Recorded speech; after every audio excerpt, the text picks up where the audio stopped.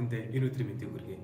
Prime Online Language School-ийн хамгийн ихний хичээл эхлэхэд бэлэн болоод байна. Өнөөдрийн хичээлээр бүгдээрээ Монголд 10 жил заадаг 26 цаг гэд байгаа буруу ойлголтыг засаа. Бид дэлхийн хаач байсан 3 цагийн эргэлтэнд л байна. Өнгөрсөн, одоо, ирээдүйн. Түүнээс гадна англи хэлэнд монгол хэлэнд ашиглагддаг 4 аспект байдаг.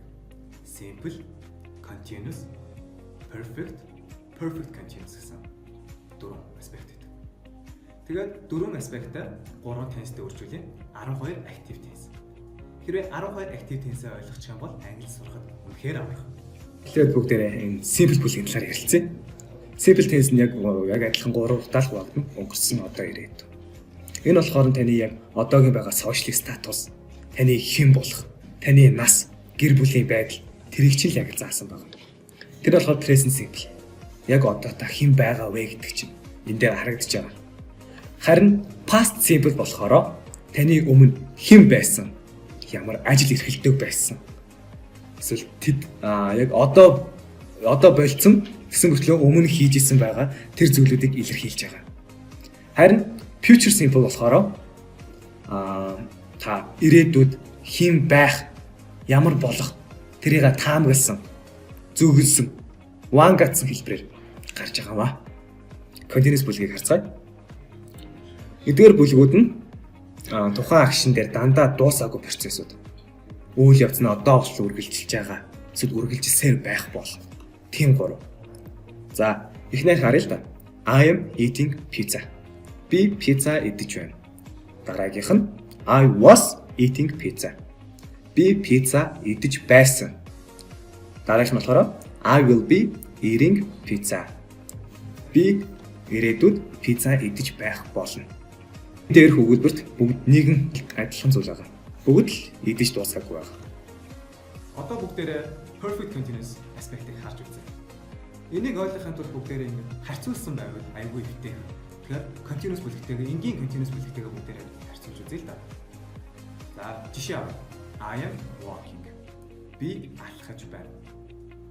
Харин perfect continuous aspect-дээр яах юм бол бичих юм бол I have been walking for 2 hours. Би 2 цагийн турш алхаж байна. Ялгааг харж байна уу? Нэг нь болохоор алхаж байгаа яг ярьж их хугацаанд нөгөө нь алхаж байна. Харин perfect дээрээ болохоор ярьж их үедээ зогс хийцэн тэгсэн бүртлээ нөгөө алхалтанд дуусааг байгаа. Түүнээс гадна нэмэлтээр 2 цагийн турш хийсэн гэдгээ тодорхойж зааж өгч байгаа. За, эхлээд I have been eating pizza for 2 hours. Би энэ пиццаг 2 цагийн турш идэж байна. За, дараа нь болохоор I had been eating a pizza for 2 hours. Би өчигдөр пиццаг 2 цагийн турш идсэн. Ямар ч утгатай хэлбэртэй. За, ирээдүйн цаг дээр болохоор I will have been eating pizza for 2 hours. Би маргааш өдөрт пиццаг 2 цаг идчих болно. Идэж байх болно. Эсвэл тийм хүрэж. Дараагийнх нь болохоор perfect aspect. Бүгдээрээ өгүүлбэр дээр жишээ авч үзье. Эхнийх нь I have drunk 10 liters ариг this night. За, би энэ наадмаар 10 литр ариг уусан гэж. Бас их өгдөггүй. За, дараагийн өгүүлбэр нь болохоор I had drink 10 liters ариг by this time last year. Би өнгөрсөн наадмаар өдөрт 10 литр ариг уучихсан байсан. Би бол тэгж барахгүй. За, харин дараагийнх нь болохоор I will have drunk 10 liters ариг by the next наадам. Дараа жилийн наадмаар би 10 литр ариг уучихсан байна. Тэгээ 3 жил дараа л 30 литр ариг уусан. Яг ингээд perfect цагаа хараад үзэх юм бол яг энэ сан сайн гэдэг дээр л баригдаж явчих.